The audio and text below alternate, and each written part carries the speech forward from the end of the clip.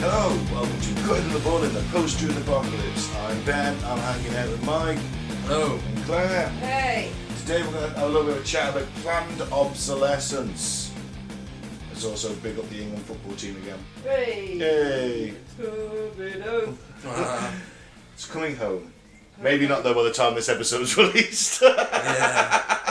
Beating our words. It's time travel, folks. Alright, let's thank some new and returning listeners and then we'll get on with the main cut and thrust of today's topic. So where shall I start with? Freiburg am Neckar in Germany, Sedona in Arizona, the United States, Denver, Colorado, Nagpur in India, Brussels, Belgium, Rawalpindi in Pakistan, Bristol, United Kingdom, Beograd in Serbia, Bengaluru in India, Prague in the Czech Republic. I've always fancied going to Prague. Sounds nice, doesn't it? Yeah, That's nice, doesn't it? Yeah. 25 pence a beer as well or something like that, and very attractive That's the sex. main reason, isn't it? And very attractive and reasonably priced sex workers, I also hear. How do you know? I just been told, just relaying what I was told. Helsinki in Finland, Lafayette in Louisiana, Seattle, Washington, home of grunge, Pleiku in Vietnam, I've probably butchered that pronunciation, Fort Worth in Texas, Boardman, Oregon, into the top 10, Miami, Florida, Toronto, Canada, London in the UK, Luton in the UK, Toledo, Ohio, Ashburn, Virginia, Omak in Washington, I'm guessing that is, WA, Yeah. Albuquerque in North Minnesota, Not quite. North, No, not north. New Mexico. Ah, of course, A&M. Sorry, Albuquerque. Sorry, I Albuquerque. hear that because Breaking Bad was set there, wasn't it? Was it? So it was set in Albuquerque. I should have known it. Anyway, yeah, and Madrid, Spain, and Guadalajara, Spain. Top. Thank you very much for listening, Yeah. all of you. Thank you. Tell a friend. Tell several friends if you're that lucky enough to have them. Indubitably. No, we only know each other. Yeah, that's it. We have no other friends. This is it. We can't tell people. Yeah, Sad but true. Alright, let's talk about planned obsolescence then. What is planned obsolescence, What is it? Ben? What is it? Obsolescence comes from being obsolete. When something obsolete, it is no longer relevant, it's no longer used, it is out of date. Much like my music tastes. I was going to say, a bit like me. Much like Mike, my music tastes, and Claire has got into gardening, so she's becoming obsolescent. She careers towards her middle age. No, with my orthotic shoes as well. Oh, you'll have cardigans next. Fuck that shit. Oh, you say that now. Oh, the garden. I might go in the garden today, but it's a bit chilly. I'd better take a cardi. Cardi. So, yeah. In capitalism, if you're retired, you're obsolete. Well, Right, yeah. yeah, but you are obsolete, but I guess that by that point you've got more money to spend. In theory, you've worked hard, you saved your money, you got your pensions. It's not, you've only got the state pension. Some of them. Consumer. You're still a consumer. Yeah. That's true, it's like consumer, yeah. But old people are obviously usually tight, so I suppose you're not. Semi-obsolete then, I guess. Yeah. The most common way for a product to become obsolete is for it to be replaced by something new. And of course, this is where planned obsolescence comes in. It's when various strategies are used to make a product seem undesirable, useless, and unwanted. There are many ways in which a business can do this, and one of the many building blocks for companies to make a profit.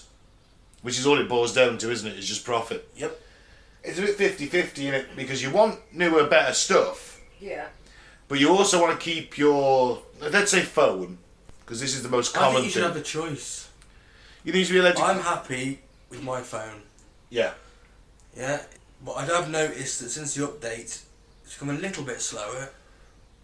Not a problem, only a tiny bit, but the battery has started to die quicker and quicker.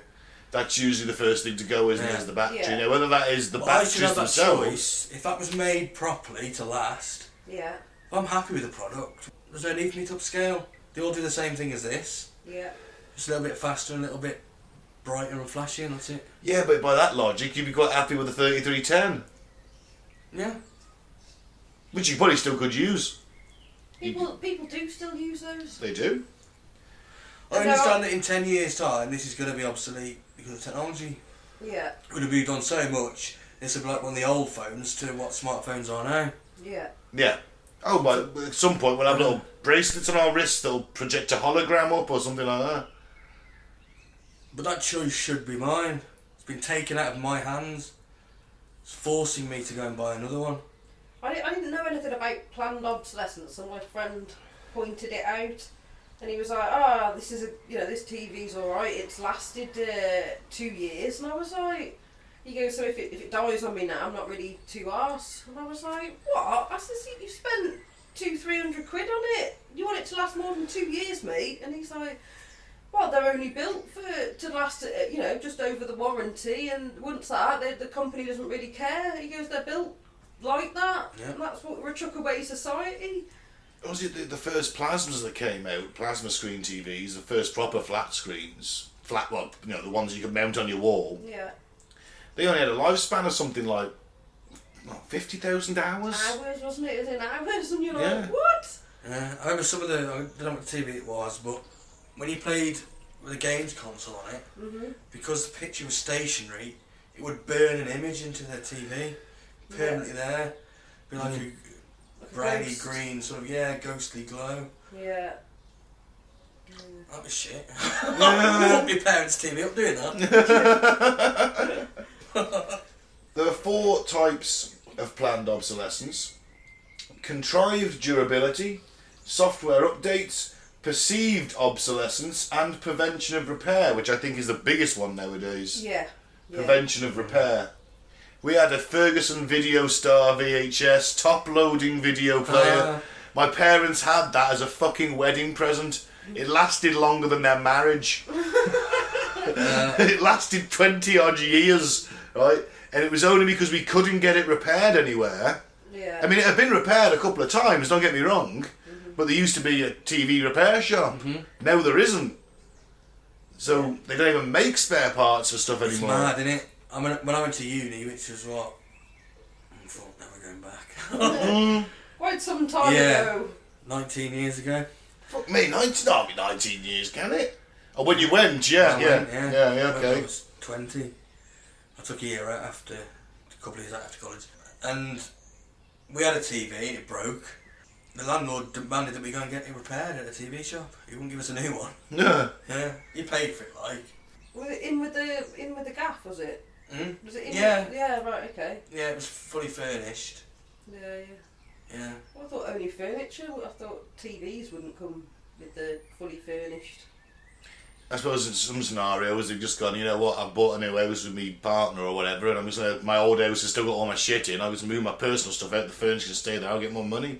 Yeah. We don't need another telly, we don't need another fridge, that kind of thing. Yeah. I don't know if it was just for students, but yeah, it was fully furnished. Demanded you got it fixed. Yeah, well, yeah. Yeah, I said, the TV's gone. I said, come over, we're going to get a new one. And he said, no. You got to go and get it fixed. Give me the receipt and I'll pay for it. So that's fair enough. Yeah, it's fair enough, but it's like, but back then that's what you did, isn't it? Yeah, you wouldn't do that now, would But you? now it's just unthinkable. I mean, one example I got is the, I had a stereo, played 5 discs, I thought it was the fucking dog's bollocks on a little turntable. Spin round. That went. Only plastic bearings, little plastic cogs. So I took it to, I think it was like, one of the Dixon's or Curry's, one of the electronic stores. You'd think because the high street TV shops are now gone would have a repairs thing, they'll fix your laptop. Yeah. And he's like, to be honest, mate, it'd be cheap if you bought a new one. That's the problem, isn't it? Yeah. That's a part of the problem, isn't it? I mean, cars is the other big one. It's made very difficult for you to fix your own car. When before, tinkering with your car at the weekend was a national pastime. People would always be out working on their cars, wouldn't they? Changing parts. Now you can't even get into the fucking engine half the You time. open it up and it just looks like a load of plastic, Yeah. doesn't it? You're like, whoa. They make it as difficult as possible for you just to get in, to change the bulbs on the headlights. Some cars you have to go from underneath. Huh. Yeah. You know, that was like the standard sort of thing you would do to your car. Is, oh, my headlight bulb's gone. Oh, I can change that. Or I know someone that does know how to do that. Standard fix, isn't it? Yeah. Can't do that anymore. There's a bloke by me still driving round in his fucking Wellesley. It's a car from the 60s. It's fucking immaculate. It's like driven out the showroom on the day he bought it. It is immaculate. But it must take him hours a fucking week to maintain it. I bet it's only the bodywork that's fucking natural on that thing now. I've been watching this video that repeats of an eagle in a car. He just gets stripped as he's driving along, and he hops out and he's back in the car again. It just repeats itself over and over again. Planned obsolescence, my friend. It's dead trippy.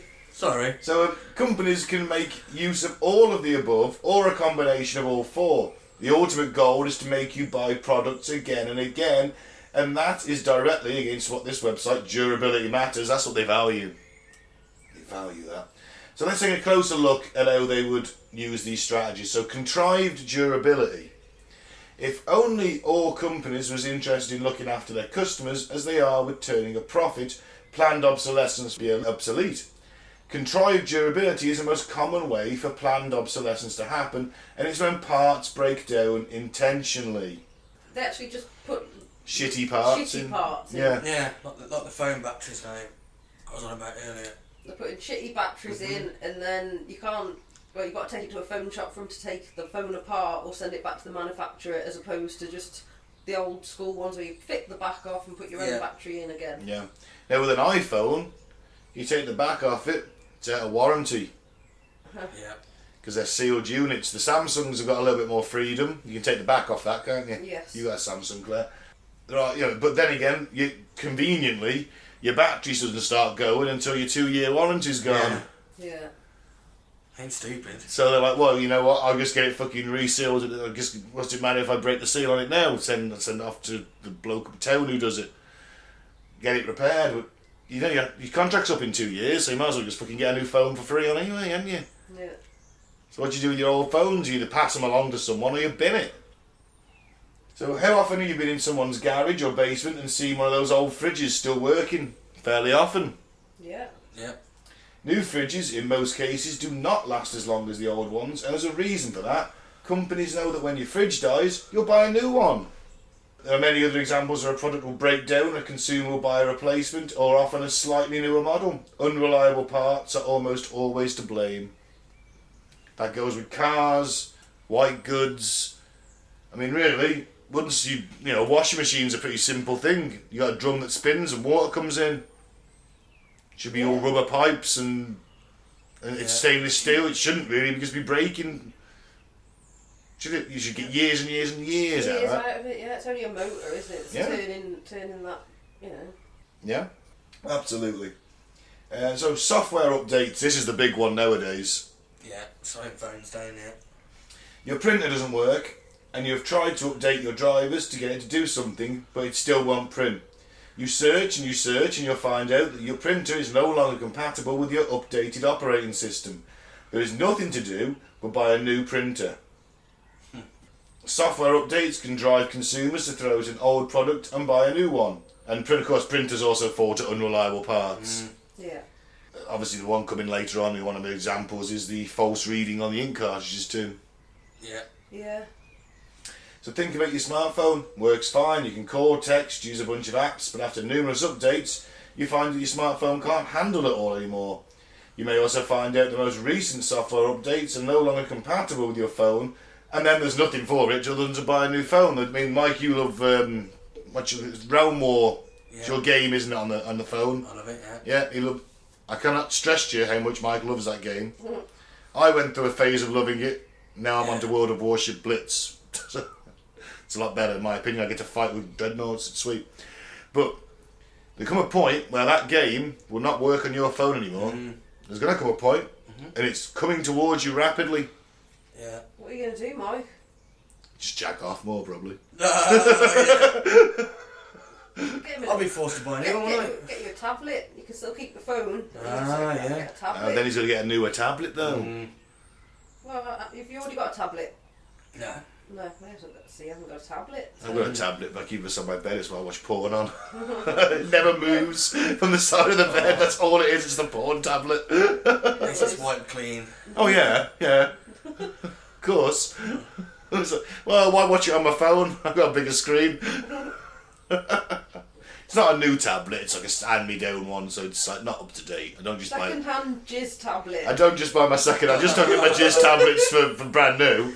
I don't want to like cast me off third hand. Yeah.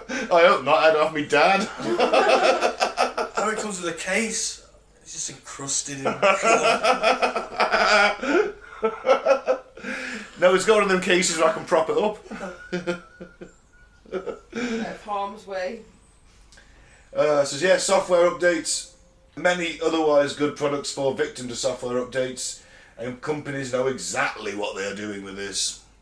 Windows especially. Oh, Windows updates. Oh, Fucking Bill Gates. fuck you, Bill Gates. He knows what he's doing, doesn't he? Oh yeah. So then you got perceived obsolescence. One of the most common forms of planned obsolescence is clever marketing. There does not even need to be anything wrong with your product for you to want to replace it. And this happens a lot with smartphones. It's no wonder that an updated model comes out every year. So everybody needs 4 cameras on the back of the phone, don't they?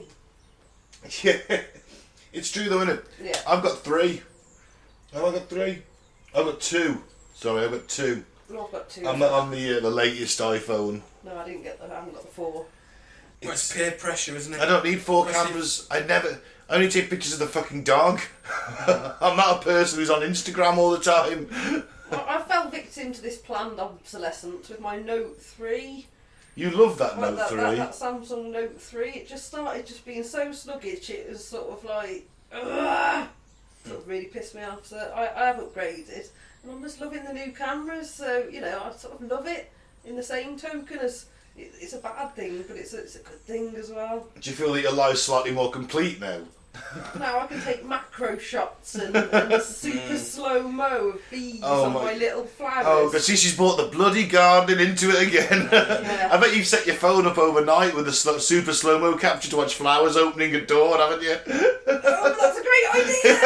My phone could do it as well. So you got the note couldn't, could it? Yeah, you couldn't even put little reactions on messages in the pod group. That's it. I had to laugh out loud all the time. But with you having kids, you'd know about the peer pressure side of it. Yeah. Well, none of them wanted my old Samsung Note. They were like, oh, my phone's Perceived better, my obsolescence. 10-year-old. Still works, doesn't it? Yeah. So it's only perceived obsolescence. He perceives it in society as not worthy, Yeah. as obsolete. He's not worthy. It's not worthy. You also have to contend with phones which have a bigger screen, they're more powerful, they have a longer battery life, they're waterproof, they can do more, they have cooler cases, they can take more video, they have voice control, and they're packed with AI. Sure, your phone can do everything which you need it to, but can it do what everyone else's phone can do? Well, the marketing gurus will tell you otherwise, won't they? Of course. You need these 4 cameras, damn it, you need them! Yeah. The only purpose of them is to create demand for their product by manipulating the consumer. It's the fear of missing out, isn't it? Yeah. That's all advertising is. It is selling you fear. It's fear of not having their products, fear of not having the latest thing, fear of not having these £150 worth of trainers that are absolutely no different from any other type of trainer you'll ever buy. They're made in the same factory as the ones you get on the market. Yeah. This whole society's built on fear, mate. Of course, advertising is fear. It is the whole. That's the whole thing about it. I imagine civilization built on love. Have I got to carry that newborn lamb around all the fucking time while soothing music plays from speakers on my back? Yeah. Well, that sounds a bit shitty then. I'll take the fear, thank you. Where's the lamb shits on my arm? I don't want that. You'll learn to love the shit. I don't want lamb shit on my arm all the time. And what happens when it gets fucking big and turns into a sheep? Have I got to get a lead for it? Can I still carry it? Oh, you slaughter it and eat it. Oh, right, that's okay. No, there'd be vegans, would we? Oh, yeah, it would, yeah. Oh, I'm not going for that then. Can't let the cows, pigs and sheep take over. That's what'll happen if we all become vegan. And what are What about all these lamb mothers chasing everybody around? Yeah, you're taking the lambs away from their mothers so you can take them into a war zone. I don't see a problem. The last one is prevention of repair, which is what we've touched on already. But if you own an Apple smart device, then you know how hard it can be to repair or replace a part. While this is done for security, Apple does not want inferior parts that they don't make to void warranties or damaged devices. It also falls under prevention of repair.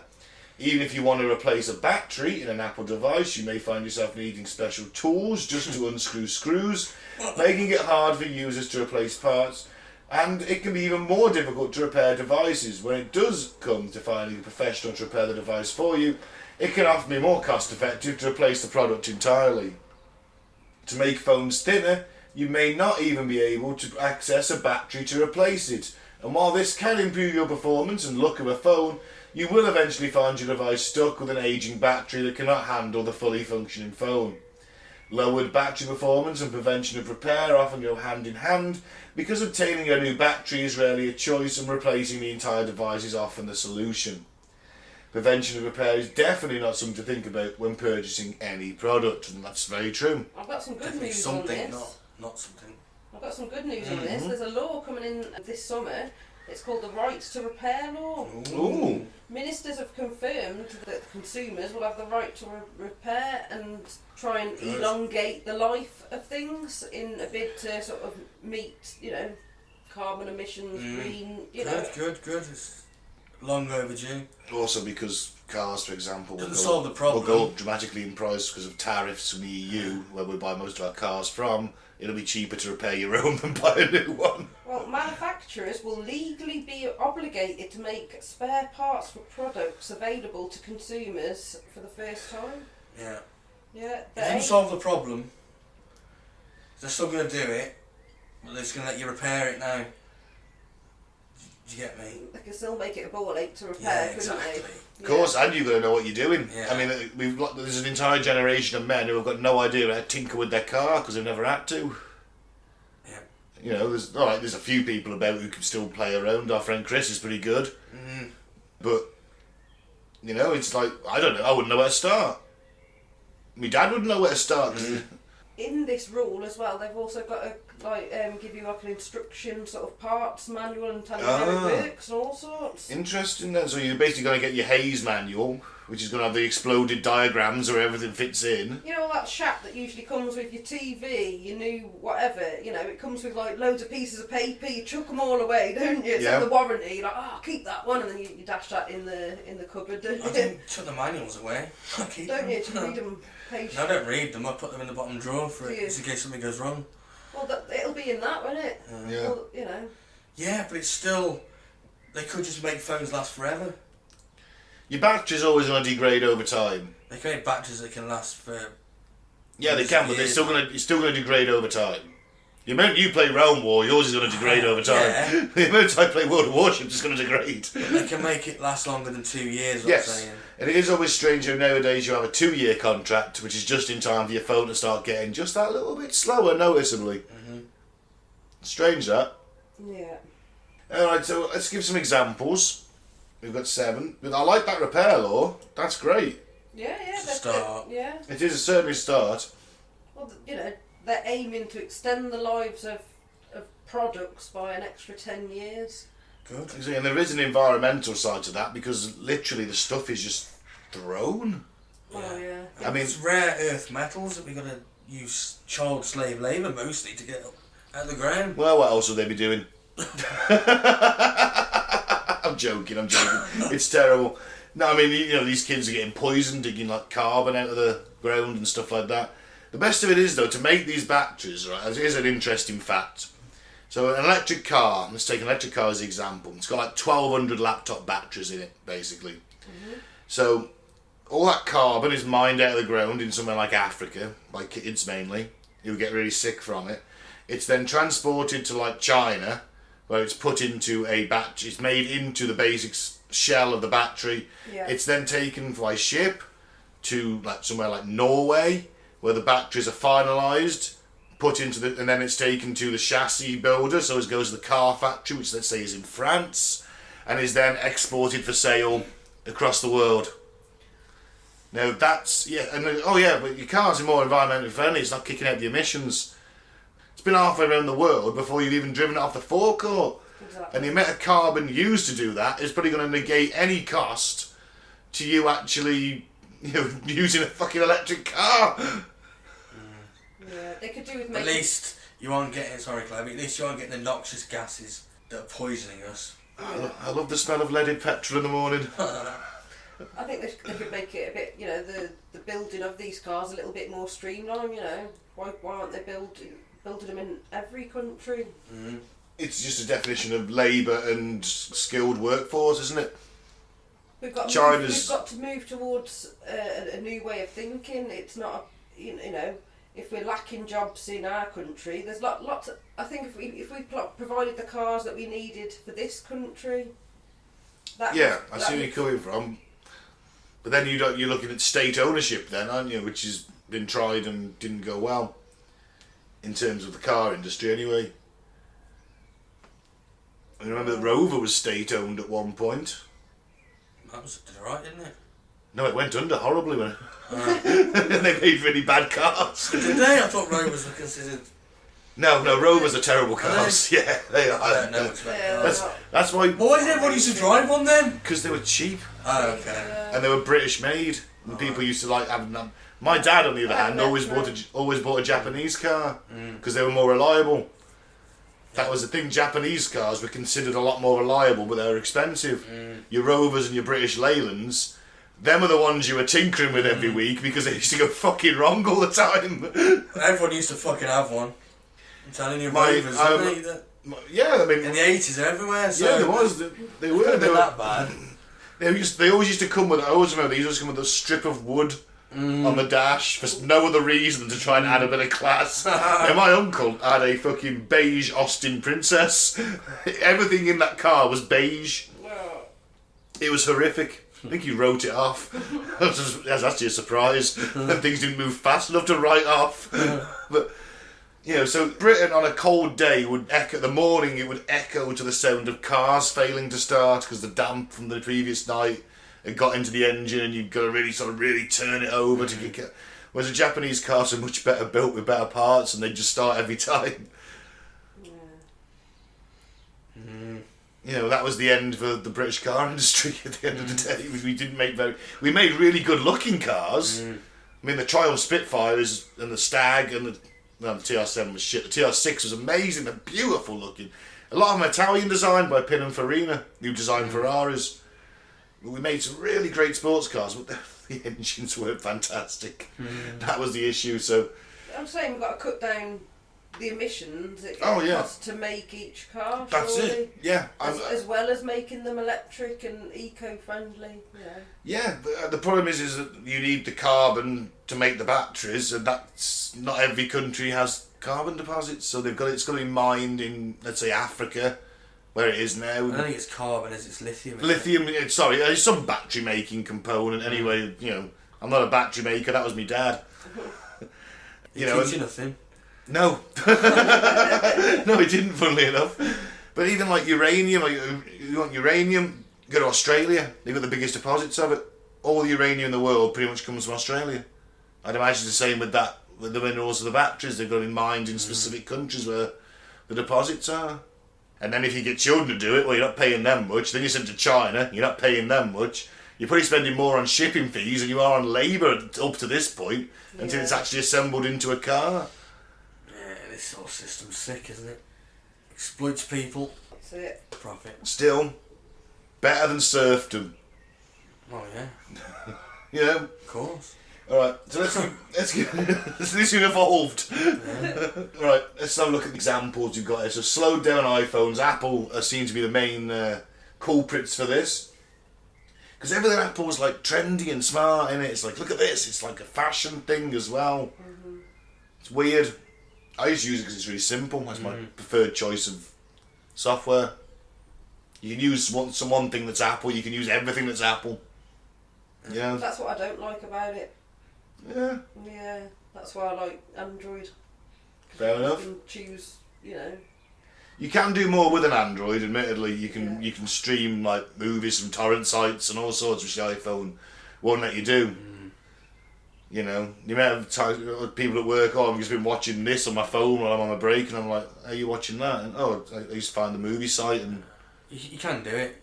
I could do it on my iPhone, and you go to the movie sites, not the streaming, the ones that have it. Sorry, the streaming sites, not the ones that the torrents. Fair enough. And you can do it that way. Right, well, at the time, you couldn't. So in 2018, French prosecutors went after the company. Under French law, it is a crime to intentionally shorten the lifespan of a product. As a result, Apple had to pay a $27 million fine, an amount that they make in around 3 hours. Oh. Wow. Apple admitted... You understand why they don't bother? Because the fines are so pitiful. Yeah. Yeah, No one's going to prison over this. No. They've just lost 3 hours' money. Yeah. That's like, taking half a day off work unpaid. Yeah, I can handle 4 hours. I can take 4 hours. There's no accountability, is there? No, that's the thing. And especially when they admitted that older iPhones were slowed down through software updates, although they claim this was because of diminishing battery performance rather than software. Many iPhone users shared details of their phones being too slow to use. As a result, Apple slashed the prices of its replacement batteries so the phones would speed up with the new software, and pledged to do more in the future to ensure the phones would not slow down again. Oh, well, that's it then. We've got their word. Well, hallelujah, all our problems are solved. Hey. Apple have said it's fine, and they've cut the price of its replacement batteries. It's probably cost, I don't know, a tenner to make, and they're selling it to you for, I don't know, 80, 90 quid. What? So they've gone, alright, we'll cut it to 70. They're still making like 60 quid on it. Yeah. £27 million in 3 hours, Jesus. I don't think there's professional footballers who make that. No. And Beckham was on something ridiculous like 10 quid a minute or something like that at one point. Or 10 quid every 15 minutes It's or something insane, like isn't that. it? Yeah. When he went to LA, he was on a ridiculous amount of money. I mean, he did donate a lot of it, but he was still on a lot of money. Protected ink cartridges. One of the most frustrating things in life, this is, when your printer cartridge goes. So printers often go on sale, you get a fantastic deal, but how good is that deal? Did you know that a replacement ink cartridge can cost more than the printer itself? In some cases, I guess, yes, if you buy the official... If you get a really good deal on a basic printer for your home, I've seen printers, 45 quid, what basic, stick the paper in the top and it feeds it through and it goes across. 45 quid, probably, 60 maybe. Yeah. It's got 4 cartridges. I'll guarantee you that the cartridges will die before the printer, and then you got to buy the Epson cartridges, let's say. Then that's, I don't know, probably about fucking 60 quid for the set. Yeah, I was going to say for the black and for the 3 colours, yeah. It's ridiculous. And then that's going to go every month, every couple of months. Depends on how much you get. If you're doing your kids' homework on it, they all wanted it typed out, they wanted it printed out. Well, that's a lot of money then. The black cartridges are always more expensive because they're the biggest. Because everyone uses more black ink than anything. And of course, there are even some ink cartridges with smart chips that will disable the ink cartridge when the ink levels are low. Fuck. This means you may not get to use all of the ink that you have paid for. Even though there may be enough ink to print, the cartridge will not let you. Apparently that's an effort to maintain quality control. Give me the old dot matrix, that's what I say. Oh, yeah. Yeah. Oh man, fucking I remember them. The paper with the holes in the sides. Yeah. Fuck yeah.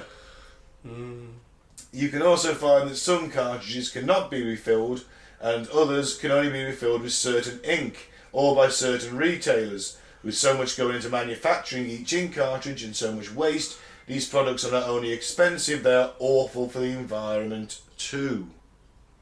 Yeah, mine wouldn't run out of black, and then it wouldn't let me print anything up, even though at all. Even with, I still got the colours full. Yeah. So if you changed your font to, I don't know, let's say blue, it wouldn't let you print out in blue. No, sorry, the black ink thing's gone. No, I need the black one just to know it's there. Then I might work. Cunts. Yeah. Just don't bother with them anymore. I just go down the library. printer up there, or a friend's house. There's always some friend with a printer. For a certain amount of time to live. How many sheets you doing? I bought my own paper. Alright then, so we're back from that little break. If you can hear the background listener, we added the added ambience of the rain falling on a British summertime. Oh, we're recording this on July 4th as well, aren't we? So, happy Treason Day, you ungrateful colonials. I love you, really. Actually watched America the Motion Picture the other night on Netflix. It's an animated cartoon about the founding of America. Yeah. If that was real, America would be a lot cooler. George Washington has like chainsaw things that come out of his sleeves. What? Yeah. Chain fists. Chain fists, yeah. Wow. They come out of his coat sleeves and he's like... He's got 2 of them. He's dicing people up and he plays... The national anthem of America in that movie is Freebird. And he plays it on the guitar before the big battle. Oh, Leonard Skinner. Yeah. It's awesome. So the next one on this list is actually not digital, which is what I never thought of, because immediately when you think of this you go to your electronics and your digital and phones, toes. It's modified textbooks. Could be digital though. You can get them on the Kindle, can't you? Oh, true, yes, true. So you may imagine that planned obsolescence only ever applies to technology, but that is not the case. If you've ever been in school, you know how much textbooks can cost. They are fucking expensive. Loads. There are many courses where the reading requirement is a textbook that is highly specialised and costly. Now, it would be easier to complete the course and resell your textbook, but that would of course cut down on profits for authors and publishers. To stop this, textbooks are often reprinted with small changes, often skewing the page numbers when compared to the previous issue. This means that students are forced to buy these new copies instead of purchasing a second-hand one.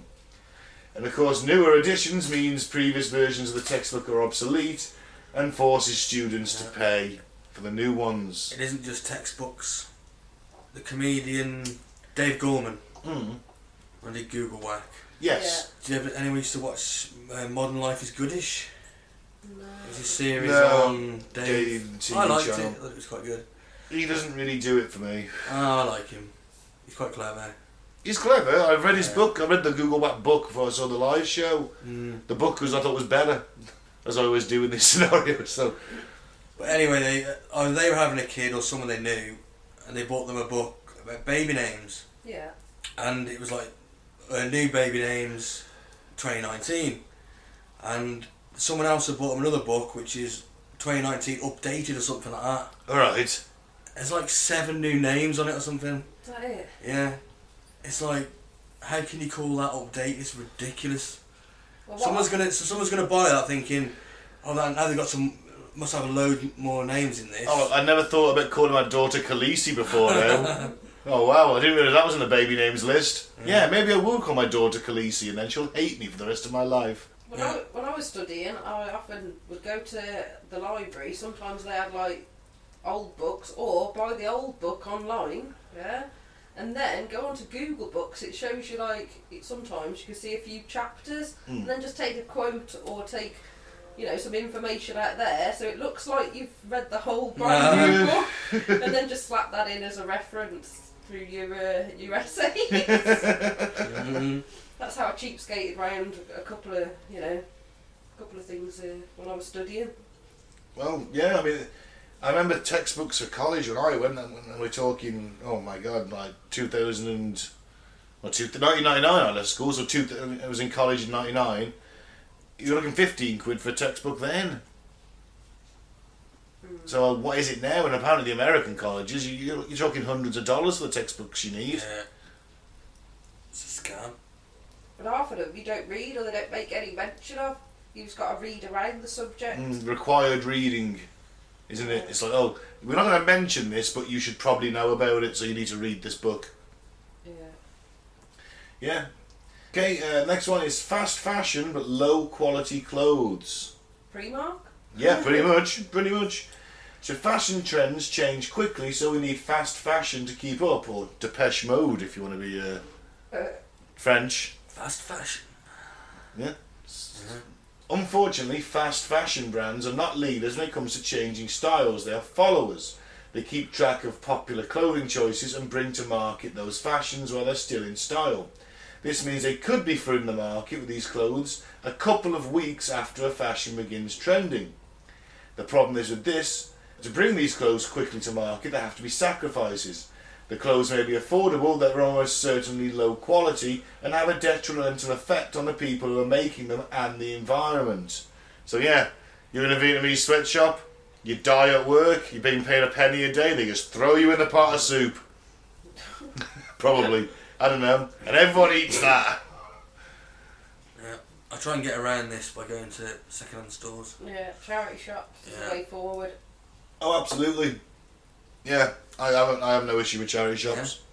Yeah. I bought a pair of Levi's at a charity shop for £2.50 once. Yeah. I bought a pair of underwear and this way the man died in them. Yeah, then you kept it and sniffed it. And you I was just about to say no skidders or socks. Yeah. Got to draw the line somewhere. Oh yeah. T-shirts and jeans. Yeah. Jumpers, yeah. Cardigans. Shoes. See? Cardigan! Anyone ever remember Victor Meldrew, One Foot in the Grave? Yeah. There's an episode where he looks in the paper for some second-hand shoes. Yeah. And there's an ad in there and he's like, oh, they're perfect. Phones up, goes there, and she's like, yeah, my husband has only just died a few hours ago. And he walks in and he's still there with the shoes on. Takes them off. Gives them to Victor Meldrew. God, he's dead in the chair, he's selling his shoes. That'll pay for a crack. Like an old woman. Fucking hell. But that's the thing, to me, that seems daft of looking in the paper to looking for some second-hand shoes. It shows that things have moved on. Mm-hmm. I mean, I wear my shoes till they literally break apart under me. You know, yeah. I refuse to buy When them. they start leaking, that's it, then they go. Oh no, I can give them a couple more months. Depends if it's winter or not. If It's summer. If it's winter, they go. If it's summer, it's like, I can get around this for another few couple of months at least. Saying that as it's pissing it down. Yeah. Nah, it's like, I've never been a follower of fashion. I'm a hoodie and joggers guy, or jeans if I go out. That's only because it's not socially acceptable to wear your jogging bottoms to the pub unless you're a chav, and I'm not a chav, so it's jeans to the pub. Well, I'm reliant on some women that have got more money than sense, so I can buy my orthotic shoes at a fraction of the cost on eBay. Nice. Yeah. And your cardigans. And my cardigans. But it's still you know, keeping something going, isn't it? You know, because these women, they've had them knocking around in their closets or shoe racks for ages. And it's still recycling, isn't it? Of course. Yeah, I don't see an issue with charity shops. I think it's a great idea, and the reuse, recycle places. Mm-hmm. Yeah. And I've also once brought a nice pair of Dr. Martens, and the guy had worn them in so well, I'd consider sending him all my shoes. For a month or so. Well, please, I've got some Doc Martens you can send him. Yeah. Isn't that lovely? It's a valid point, because let's face it, the sweatshop labour's fucking terrible, and every single major clothing line uses it. I mean, Nike have been in trouble for it before now. Yeah. You know, and that's the sort of thing that shouldn't be allowed. Fair wage for fair work at the end of the day. Yeah. What about cars then? Yeah, you touched on that before, didn't you? Because they're becoming more computerised now as well as the not letting you get into the engine to work on it. So there's many ways that automakers use planned obsolescence, and it's no coincidence they bring out a new model almost every year. Yeah. Which they do. Older your model of car, the less likely you are to find the parts needed to repair it, and this is often down to the manufacturer discontinuing the part. So this is where you have to go to scrap yards and use potentially shittier parts than you would get from the garage, or because you can't get them anymore. What both my sisters are starting to do now is they purchase a car, brand new for a year. Yeah. Right. And then once that year's over, do the same with the new one. And of course, if it gets smashed up, it's just replaced, isn't it? Yeah, it's hire purchase, isn't it? So, or they rent it, I think. I'm not sure. I'll just be renting it. But yeah, so they actually own the car. Yeah, and of course, what do they trade it in for? If they like, let's say for example, your elder sister had a VW Golf, like a bit of a sporty thing. You know, he got some oomph to him. Bit of a hot hatch, and he's like, you know what? My year's up. I'll have I'll have the better version of that car. I love that car. I'll have the new version of it, please. Yeah. What's happening to that old car when it's being sold off or it's being scrapped, isn't it? It's a liability, isn't it? Car, no. Why? Why is When it? you buy it, it's just because as soon as you buy it, it loses half its value Yeah. instantly, 10 grand just by driving it off the forecourt in most cases. and it's difficult to get repairs. As it gets Well, older. I think that's how. Well, maybe they're coming undone a little bit with the likes of 3D printers. You know, Yeah. and with this law that's just come in, if they've got us like put the manual out there of how to fix it and how to take things apart, 3D printers could really help with a lot of this. Yeah, and if garages can 3D print parts, that'd be even better. I mean, the RAF are 3D printing engine parts at the moment. That means I haven't got to keep in stock just the materials to make them. Exactly. When that gets into, I mean, it's getting into privately owned hands nowadays. I know in the Warhammer community pages on Facebook, there's loads of guys who 3D print models. You know, Yeah. Games Workshop's has actually come out and said you can't use them in a tournament. You know, it's not What? official. It's not an official model. Yeah, every times have changed. They used to love that shit. You know, if you can 3D print a car part there and then at the garage, it's going to revolutionise everything when that starts creeping its way into even private hands. Yeah. When 3D printers, I mean, then again, what can I make with it? Is it just plastics? I mean, what? That's the thing. I mean, Plastic based, isn't it? Yeah, at the moment I think, yeah. Yeah. They make houses out of it.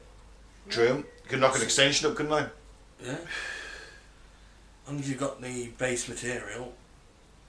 So it's, that's gonna be. It's cheaper to buy the material. Then is the material gonna last, or if I need to reprint a new fucking outside wall in a couple of years' time? Could they make the 3D printers like run carbon fibre through it? Because that looks sort of plasticky, doesn't it? It's a I'd imagine man-made so, I thing, don't so know. I'm not. And it's something I need to look at actually. This 3D printer stuff. Yeah, because if you were making car parts, you want them to be super. They've got to be durable, haven't they? Durable, And they've got yeah. to take temperature because it's an internal combustion engine. It's a series of explosions contained within an engine of a car. Yeah. Which, when you explain a car working that way, seems mental. I'm causing a series of manageable explosions to propel myself forward. Yeah. It's all the metal tubes and everything that's That's got to take the punishment down. It's got to take the temperatures, the pressure, everything. Yeah. And so the older your model of car, the less likely you are to find the parts needed to repair it. So many newer models, the ones that come in the yearly cycles, give you not much more than cosmetic updates. They often change parts year on year, even if those parts work great, because that would mean more available parts for older models, and they will not be able to tempt you with the newer models. There's also the idea that cars are fashion accessories, and people will buy a newer model not because it's better, but because it will make them look better. Thank you, marketing. There are many types of planned obsolescence used by car manufacturers, and each new model uses a lot of our resources for not much more functionality. Now, used cars are not seen as fashionable or cool, but they do reduce the use of resources. Cars lose a lot of their value, so as soon as they leave the lot, why would you want to pour your cash down the drain with a new car when you can buy a perfectly good used car? As a lot of people buy, well, I think most people do buy, not many people buy new cars every year anymore. It used to be a thing. My dad would do it. He'd buy a new car every year, every 2 years. Yeah. Well, you can save quite a bit of money. You can pick yourself up a nice, motor for £1,500, £2,000 in comparison to a new motor, £15,000.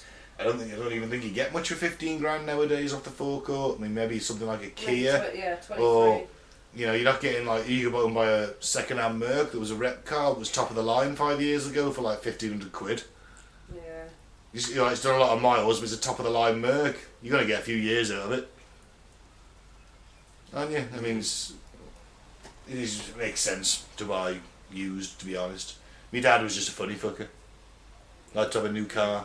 Well, the mechanics told me mine will go up to like 250,000 miles. I've got a VW Touran. It's on 130 at the moment. And your dad buys a new car for status. Yeah, probably. Mine Mine's definitely not for state. Until the kids are grown up, and then you're gonna have your convertible. Yeah, when people dust themselves off when they get out of my car. Alright, what's the next one then? Unrepairable consumer electronics. Again, we go back to the fridges, we go back to the Ferguson VHS video player. Such a massive part of my childhood, that video player. So we've talked about electronics that are hard to repair and with especially inaccessible batteries. And when you look at doing it yourself, it's next to impossible with some devices, and manufacturers have a second trick up their sleeves. When you got to have a device repaired or a part replaced, more specifically the battery, the repair or replacement is often priced a little lower than a new unit, making it hard not to throw the device away and upgrade to a new one. Now, many batteries have a set life cycle, helping to prevent fires when the battery wears down. The combination of all these points means that you will eventually have to replace your battery, and when you do, it might just be easier to upgrade. Yeah. Throwaway society. Yeah, and it's tragic. Now, light bulbs is a favourite of yours, isn't it, Mike? You said this before, that Edison, the first light bulb ever made, is still burning. I don't know if it's the first one ever made, but there's one in a fire station somewhere in America, been burning since 1901. Jesus, so not far off. Yeah, because they worked out how to make light bulbs last pretty much forever. Well, it'll just be the width of the filament, won't it? If you make the filament a little bit thicker. Could be that, I don't know exactly, but yeah. Oh, you think about it, when Edison made it, he's looking at this idea to sell, but the idea wasn't there to like, hey, every home in the country's going to have one of these, and then everyone in the world, that's enough for me, kind of thing. Yeah. Because that would have made him rich beyond his wildest dreams as it was. Now, of course, the greed that goes on now, it's like, well, alright, he's invented this light bulb, it lasts forever. We need to make it so they constantly need new ones. That's what they did. They literally got in a room, the heads of all these like 4 major companies made light bulbs, and they conspired to set a limit on how long the light bulb will last. So, we'll make it this, just over 1 millimetre wide, and then after X amount of hours it's likely to burn out, so then they'll have to buy a new one. Yeah, pretty much. It's got X amount of 1,000 hours life. That's how long the filament's going to last. Every time you change a light bulb, remember that over 100 years ago they made it so you wouldn't have to do that. Yeah, remember that every time, which is a fucking thankless task. I hate changing light bulbs. It is one of my most hated jobs around the fucking house, especially when it's just burnt out and I always forget it's still hot until I turn it and burn my hand. The LED ones are better, last longer. Oh yeah, this is the point of it. So we are slowly moving towards LED bulbs and the realm of long-lasting bulbs. But did you know that the old bulbs were originally long-lasting? Well, they're not anymore, and that's because of money. Ching, ching, ching, motherfucker. Thomas Edison's original light bulbs still illuminate 100 years after they were made, but that's not profitable for modern day manufacturers. By creating bulbs with a short lifespan, you have to keep coming back for more. That's it. Yeah. It's the big companies, isn't it? You know, longer lasting bulbs may cost you a little more, but they will save you money in the long run. Invest in a durable solution, especially those from reputable manufacturers, and turn off your lights when you're not using them. My dad was always telling me that as a kid. Yep. It's not Blackpool. Yeah, it's not Blackpool Illuminations. Oh god, did you guys get that as well? Yeah. Yeah. I say it to my kids. They haven't even seen Blackpool Illuminations. They're like, what's she talking about? They're taking a by them. Yeah. They'll be like, oh, yeah. There's one a bit closer to home as well. Is Walsall. Walsall Arbitorium. Yeah. I've been there. Not as good as Blackpool, but a bit nearer. So it's because of these big companies, isn't it? And talking of big companies, I watched a YouTube video this week about Taylor and McDonald's. Right. So they're Taylor make the ice cream machines. The McFlurries. The McFlurries and your milkshakes, yeah? I do love a McDonald's milkshake. And McDonald Corporate says to all its franchisees, you've got to buy this machine. So, you know, your hands are sort of tied, you know, you want to open a franchise that's of a McDonald's, you buy that machine and you kit it out with what McDonald's say you can. Well, Taylor are getting 25% of their revenue on fixing their own, you know, ice cream machines. Oh, so they're making them deliberately shit. Yeah. And then they've got, obviously in the contract, they must have a contract with the McDonald's Corporation that says, you only buy our McFlurry machines, our milkshake machines, and we're going to make them bad, and every time they break, you have to call us. They flash up a code, and the managers, because they're not trained, tailor experts, they, have to call the guy. Yeah. Yeah, because, this causes a lot of tears across the USA every day. Kids going, oh my god, my McFlurry. Oh. So a guy's put like a website together, and actually, but you can tell people go on it and say it's broken. This one today at this store. Yeah, so, and he's worked out that 15% of them at any one time across the US are broken. And when you think of the amount of McDonald's that is in the US, I mean, I read somewhere, and it was a while back, so it might be outdated now, or they've actually managed to do it, where they said that no American is more than 15 minutes away from a McDonald's. Fuck. Yeah. And I can believe that. Maybe not in the more rural areas. Not Montana. Not if you're living on the old fucking, on a ranch somewhere, but maybe, hey, the nearest town, there's a Mackey's. Yeah, for sure. So so 15% of them. Yeah. Now, if you were Mackey's, wouldn't you be going, these ice cream machines are a bit substandard, or the codes on them, not telling our managers what they need to do, because sometimes it can be, they just left too much milkshake in the machine when it goes through its cleaning cycle. You might have to take a few cups out, because it only needs a certain amount, and it sterilises itself, the whole machine does. So, I think the franchisees should come together and against McDonald's and Taylor's and get a lawsuit, personally. Yeah, I mean, if you're making, that is like just a cynical ploy for. Yeah, they've got monopoly, haven't they? Yeah. But that's the thing that's written into so many deals nowadays. We have these things that work, vertical storage machines. They constantly break. Our engineers at work are only allowed to do so much. If there's a certain code flashes up, they have to ring up the Cardex helpline. Yeah. And then they're like, oh, okay, well, you need an engineer for that. There's one who's an hour and a half away. These guys are all over the country. They do not travel around the West Mids fixing these things. They might do three, 4 machines a day.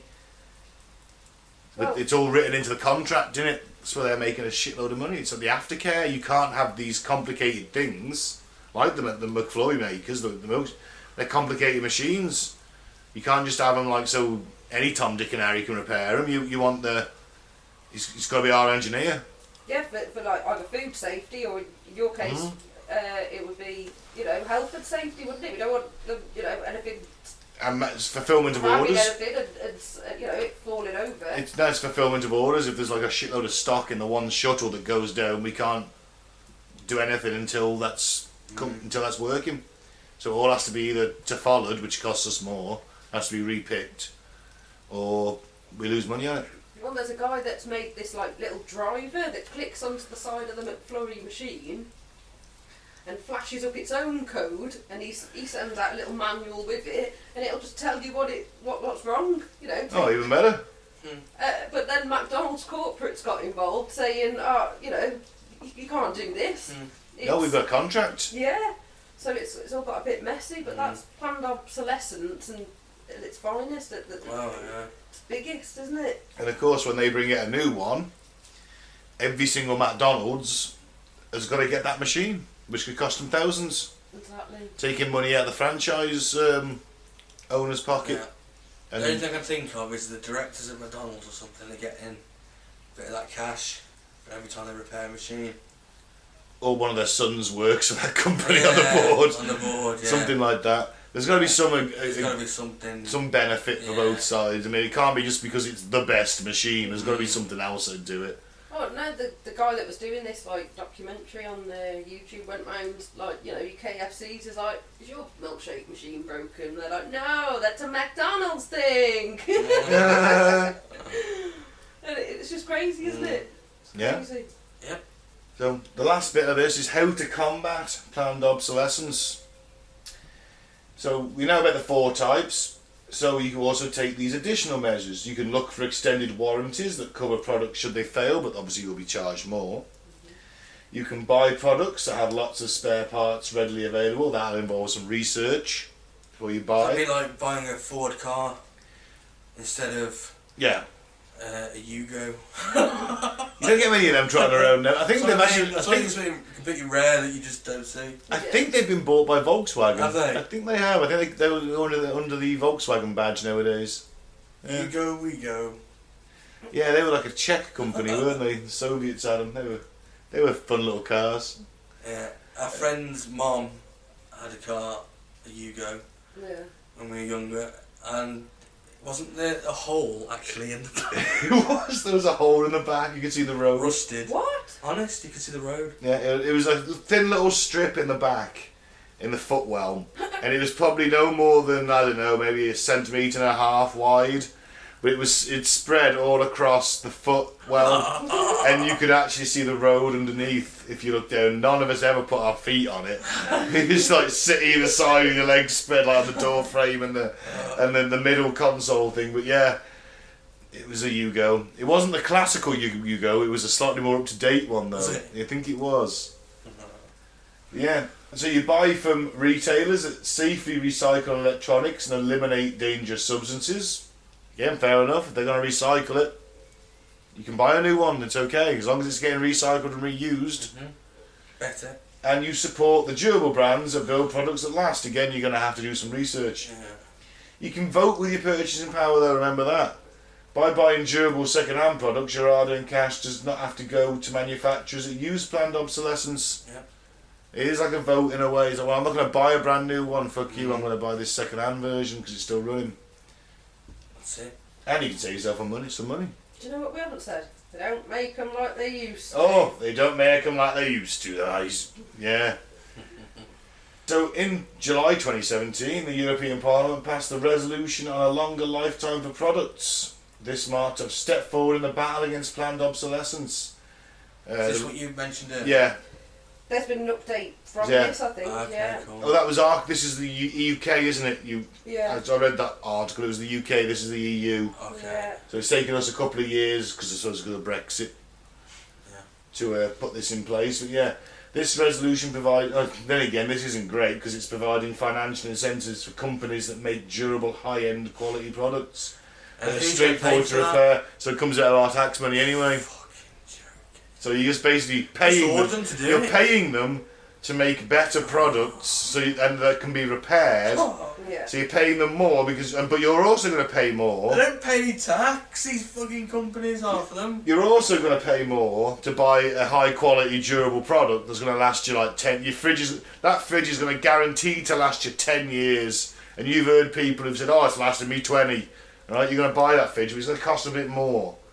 And they're being paid to make sure their product isn't shit. We're paying them. We're paying them and then giving them more money to buy the product in the hope it's going to last its 10 years, Just maybe one 20 big years scam, lifespan. It is. And they're getting our tax money as a bonus on top of that to say, "Oh, we promised we won't make shit, but we still kind of will because we still want more money." Yeah. So instead of lasting 10, it'll last 8. You'll be like, "When did we buy that fridge? 10 years ago." Well, that's in its life. And no one keeps track of how long they've had their fridge. You don't write your fridge's birth date on the fucking side of it, do you? I do, I put little marks on the wall as it goes. Every day. I wondered what them tally marks were. Some of the things the days you hadn't had sex for. Oh. So the long I lockdown. need fucking taller Fuck flats. me, I'd be like to- solitary cell in Alcatraz. I need taller flat spend for that. It's only 3-storey.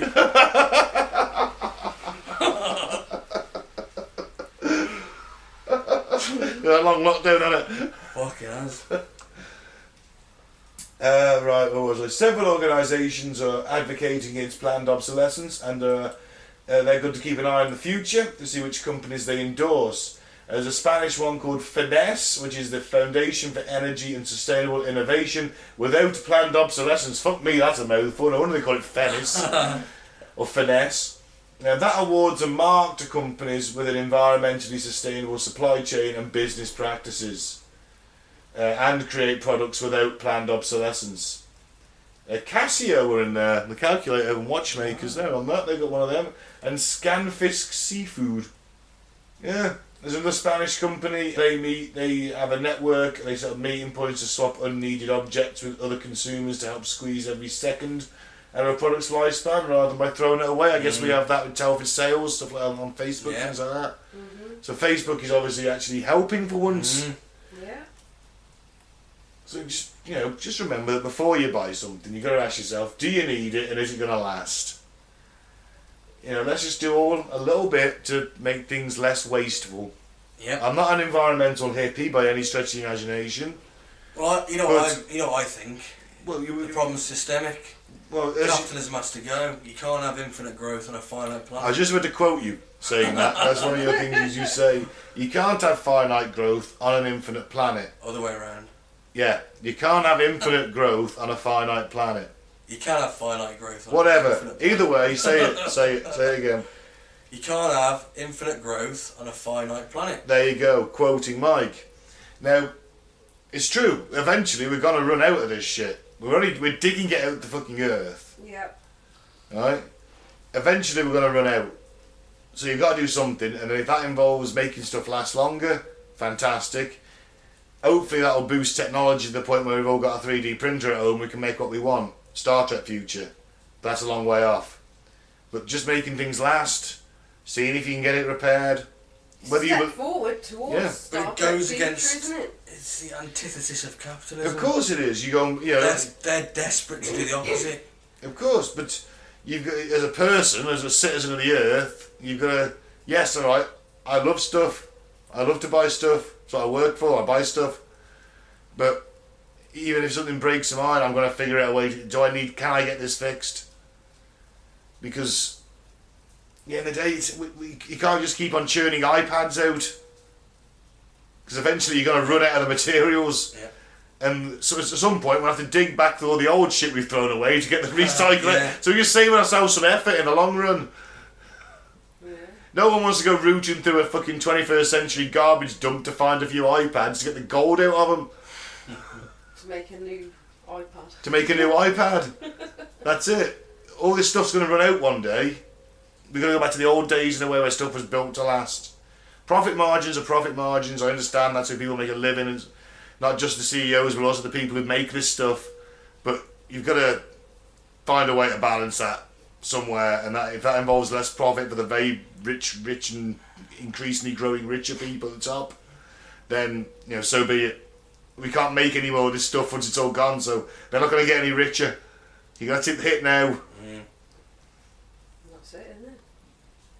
Yeah, that's what I'm doing with. That's my take. What was it? 100 companies produce 70% of their global emissions. Something like that. We did it on the episode, didn't we? We should call that episode Capitalist Bastardism.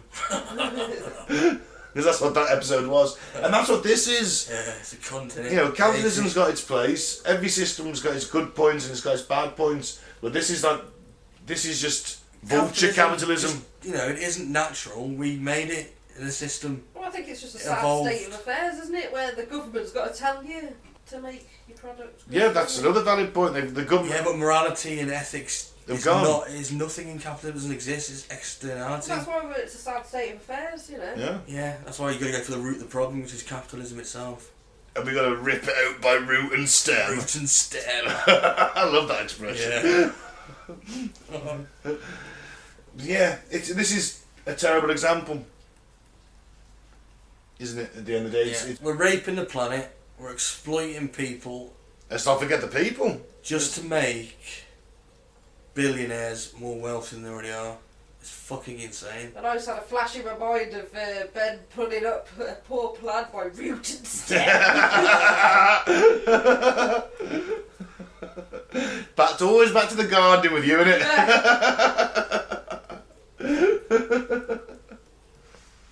I think we could just implement more socialism and go to a UBI and then hopefully to an RBE future.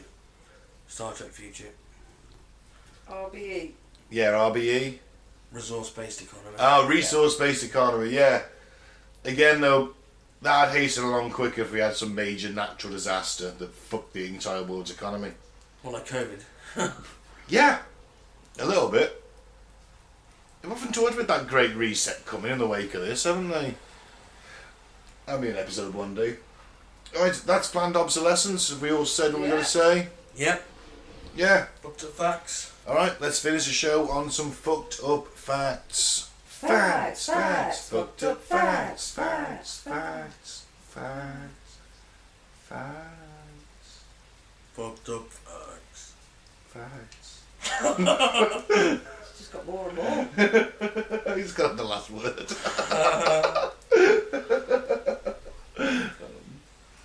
First fact. Go on then.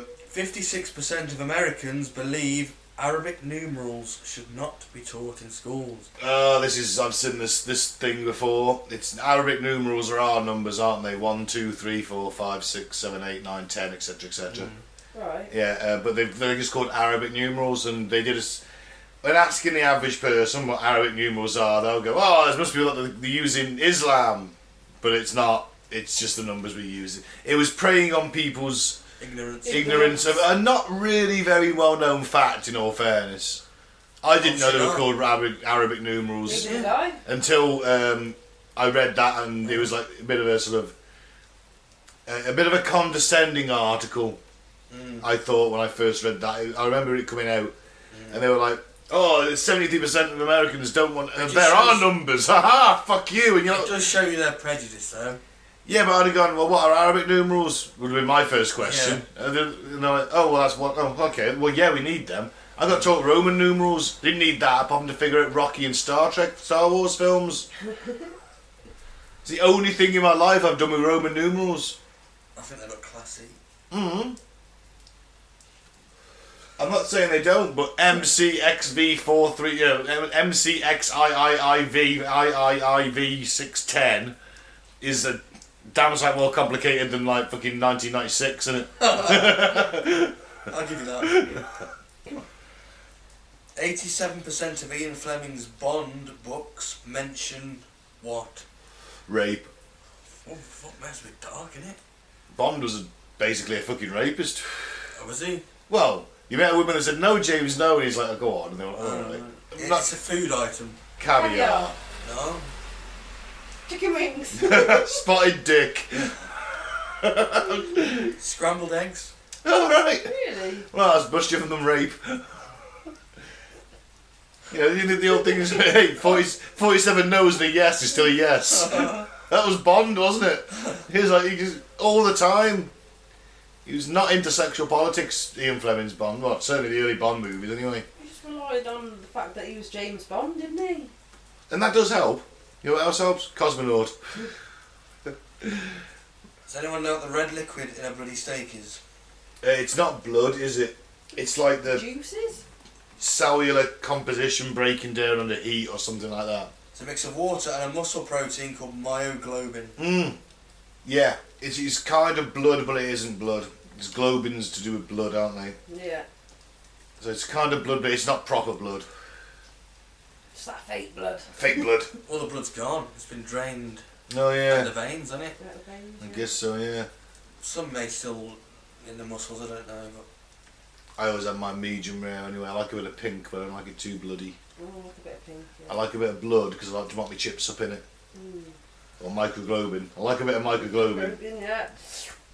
this might be an episode one of the days. Anyone heard of this? Due to a war, 14 ships got stranded halfway along the Suez Canal between 1967 and 75. 14 ships. Yep. During a war? Yep. So 1967 would be either the Arab-Israeli War or the Yom Kippur War or the Six-Day War, but why was it there? Could have been any one of them. Those are the three major wars. It wasn't the 6 day, was it? Because they were there for 8 years. Yeah, so why were they there for 8 years? They couldn't leave. Let us. Maybe they were like Egyptian or something, and the Israelis. No, they're like Americans and things. They're Dutch and all different nationalities. But they couldn't leave because I don't know why exactly. We have to do an episode on it. All right. Okay. The fleet's crew eventually developed a postal service and their own version of the Olympic Games. Ha! Oh, sweet. Ace. They're going to do something, aren't you? Yeah, pass the time. Yeah.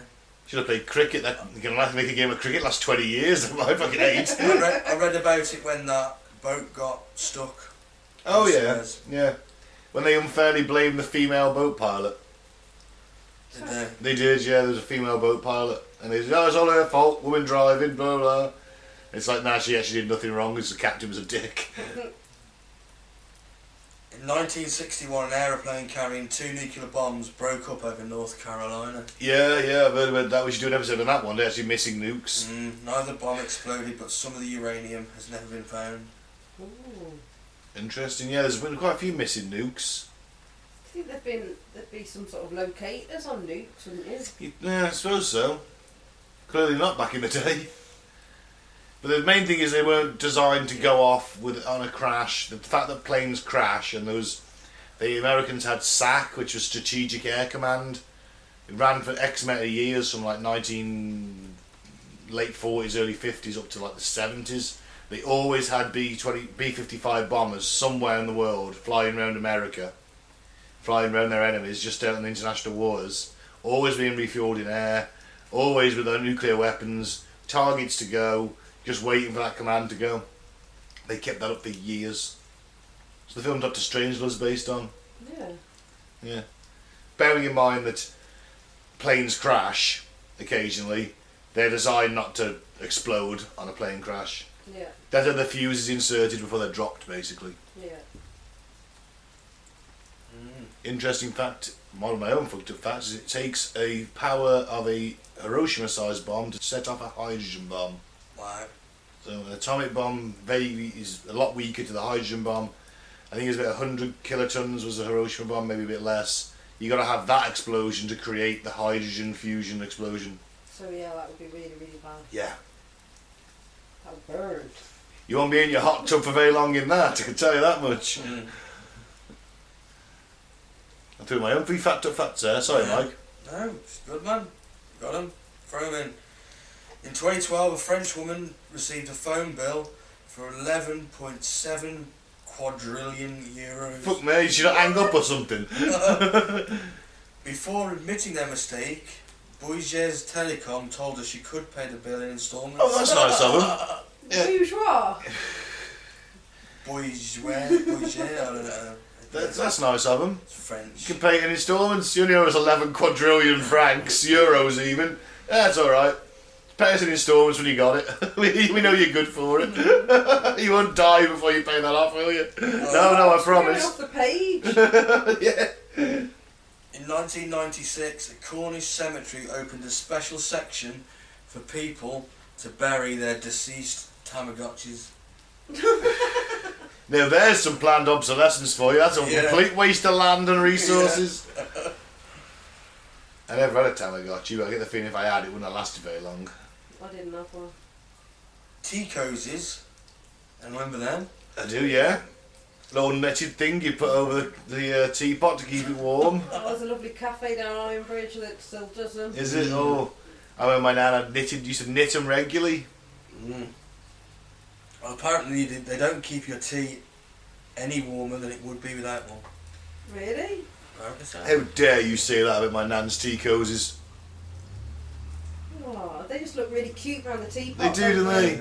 I don't even drink tea, but I always just like putting the cosy on. Oh, that new cosy, yeah, I knitted it on Sunday. That doesn't I make just sense. think she's wasting her time. She got enjoyment from it. Yeah. That doesn't make sense, that doesn't. No, you think the extra insulation Yeah, keep it warmer. I disagree with your fucked up facts, sir. Just because of nostalgia. Well, they're pretty reliable, my sources. The QI page. Yeah. I'll have to contest that one. Yeah, I'm going to contest Go and that do one. Bit of research. I'll definitely contest the next one.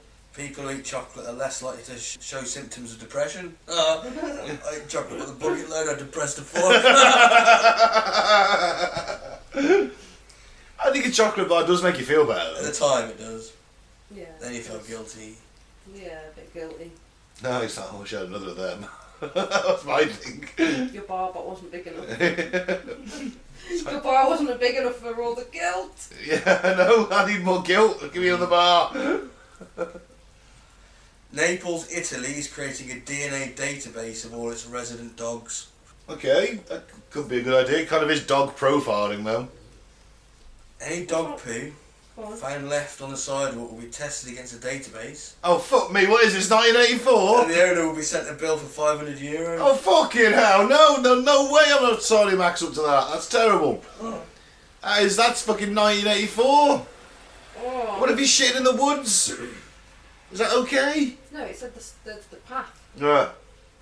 the sidewalk. Yeah, on the sidewalk. No, I always pick that up, but you know, just There you can't go. what if I can't get it Some up? people don't. What if I can't? What if it's physically impossible to scoop into a bag? What if he's having a bad day bowel-wise?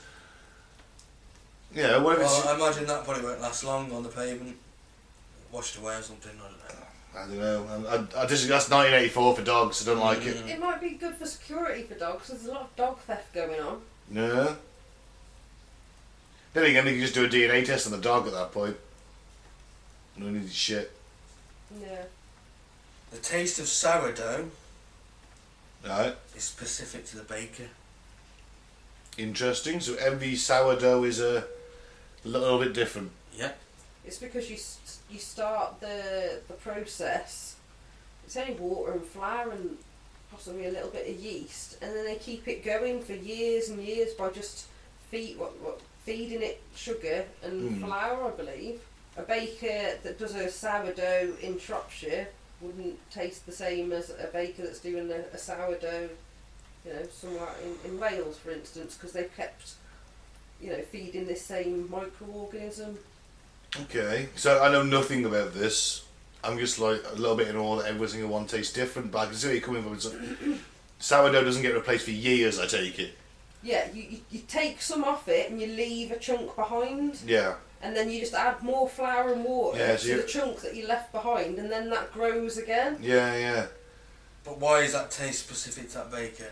Because he's added more or added less, or he's kept it for longer, or he's got rid of it You might be quicker. horrified by the answer. Oh no, it's just going to be bad. It's microbes on their hands that give it the bread its unique flavour. Oh, I hope he's washing his hands. Oh, I suppose yeah. You've got to get it out of the the prover Oh, I hope he's washing his hands.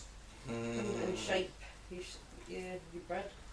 Oh. We're tasting a bit nutty. Oh. This bread's a bit nutty. This bread's a bit shitty.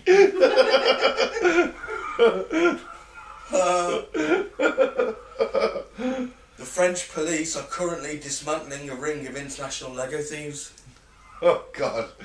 Really? He thinks it's a bad pun. But it's the truth. And a pun at the same time.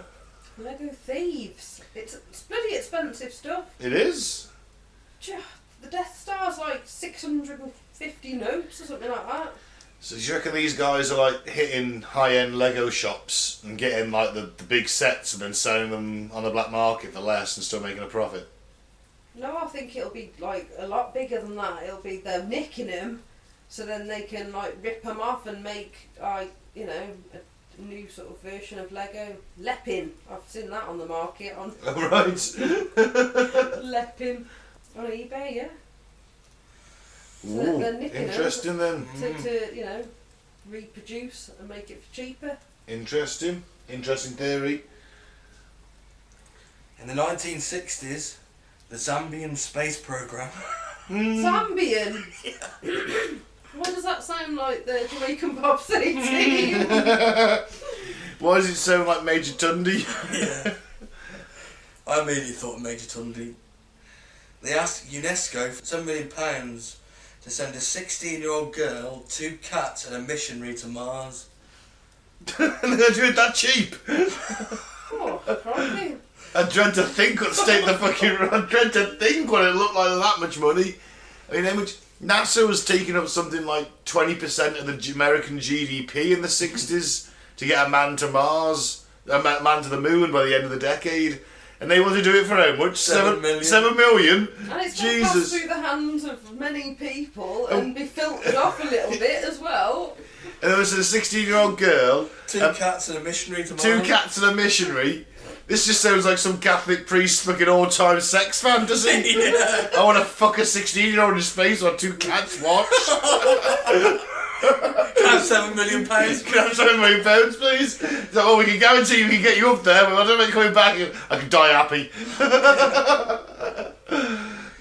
You'll be glad to know their request was rejected. Oh, thank God for that. We stopped some abuse at last. And then he got a job in Canada. Ugh. Fucking Catholics. Sorry. Death metal attracts sharks. Not surprised. That's one of the most metal animals out there. A great white. You put some Amon Amarth in the sea, some Viking battle metal on the go, the sharks will swarm around it. It's got to be the frequency, hasn't it? They like that guitar. You know, it must go, you know, through the water really nice, because they'll have just stuck, you know, some sort of underwater speakers in, weren't they? And yeah. Tested these theories. Yeah, but sharks are metal.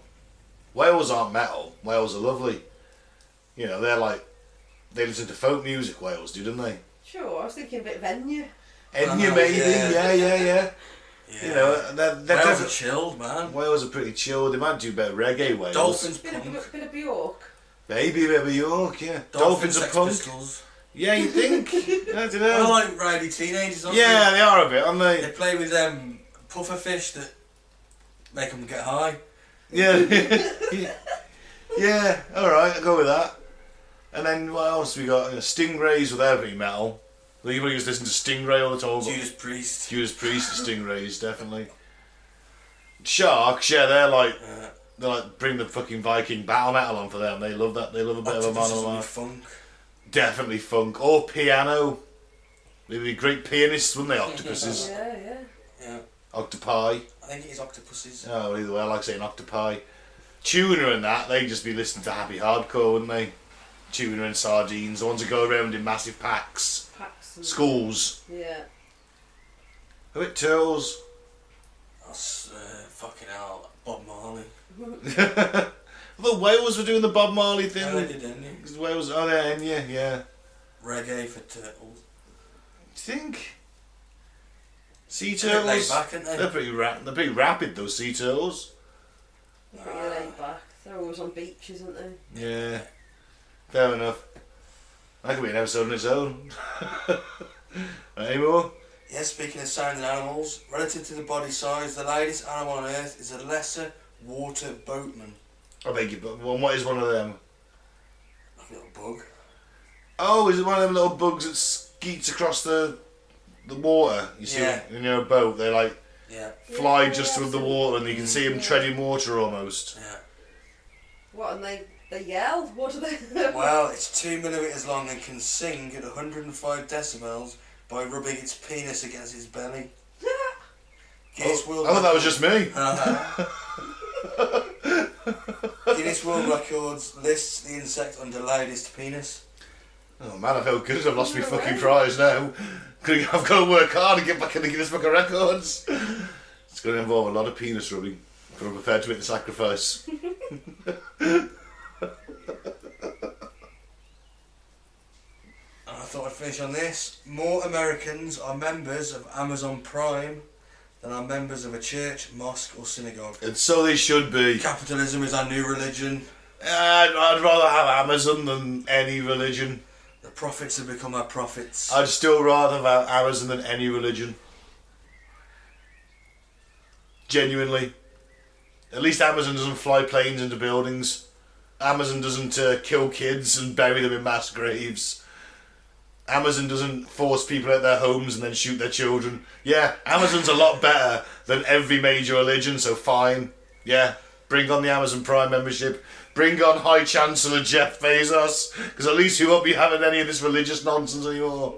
It's just a different form now. Why can't we just not have religious doctrine? Full stop. So I had to buy shit. And Amazon's cheap. Well, as long as it makes you feel better. It does, it validates my self-existence while the world burns. That's what it does, Mike. But I'd still rather have it than church. Yeah. I could spend an hour in church on Sunday morning. I could buy some trainers. I could buy some art for my wall. Yeah, them trainers have been fucking made in a sweatshop by kids. Yes, they were, but they make a damn fine trainer, Mike. Damn fine. I'm saying they're both evil. Both evil. I think Amazon's a bit less evil than religion. I mean, Amazon hasn't launched any crusades or fatwas yet. Yeah. In the grand scheme of things, for how long Amazon's been Yeah. around, Religion's killed more people than Amazon ever has. Yeah, it's going to take them a long time to catch up as well. You know, even if we just stopped, you know. Time now, give Amazon some time to capture pictures. Has an Amazon driver ever been killed by a Hermes driver? I'll guarantee you, or vice versa. I'll guarantee you it's only by accident. It's not like, that guy's a Muslim, kill him. That guy's a Christian, kill him. That guy's a Jew, put him in a camp. They do have suicide nets around their factories. No, that's Apple. Oh yeah. Same thing, probably do it as well. You know, just as they put a tracker on you when you're at work, Yeah. apparently. They can see where you are at all times. Yeah. But yeah, you know what? Make Jeff Bezos Pope. That's my philosophy on this. Better than any religion. Oh, and on that note, I've been Ben. Thank you very much for listening. Follow us on Facebook, Cut the Bun, the Post Truth Apocalypse. Follow us on YouTube, which is Apocalypse Boom. SoundCloud, Cutting Through the Ball in the PTA. SoundCloud, Cutting Through the Ball in the PTA. Alright, I've been Ben. Thank you very much for listening. Don't do the favour, don't join a call. I've been Mike, thanks for listening. Peace out. May the force be with you. And I've been Claire, and have a good evening, and keep an open mind, but not so open that it spills out your ears, guys. It might have come home. Football. Football, it might have